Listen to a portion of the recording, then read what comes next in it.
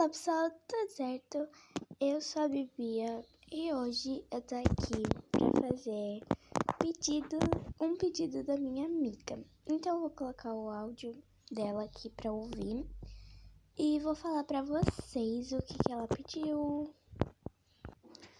Bom, gente, a minha amiga pediu a seguinte slime. Ela pediu clear. Deixa eu fazer enquanto eu vou falando. Ela pediu clear. Peraí, adicionar água, ativador e mistura. Ela pediu ciano, né? Ciano.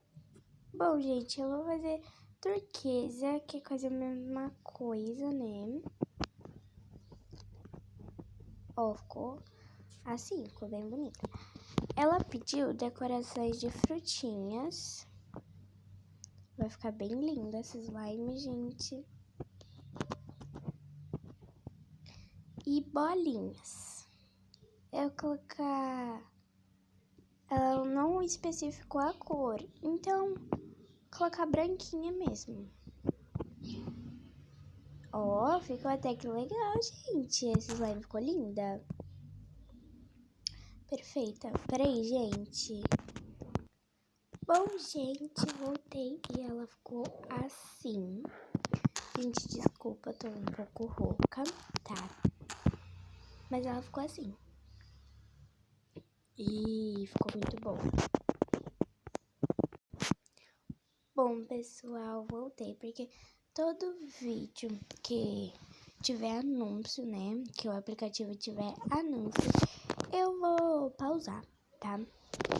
Gente, aqui ela pediu pra dar o nome de presente para Gi, que o nome dela é Giovana, então ela colocou presente para a Gi. E eu vou colocar um coração azul, ela gosta de azul, mas não dá, então eu vou colocar vermelho mesmo, gente. Então, aqui, ok. E ela falou qualquer caixa de presente. Na verdade, ela falou assim, que depois ia ver as cores, então eu vou perguntar pra ela. Bom, gente, minha amiga, ela falou que vai querer verde água da caixinha e o lacinho dourado. Então, olha, ficou bem bonito. E eu vou mandar pra ela e já volto. Voltei aqui, gente.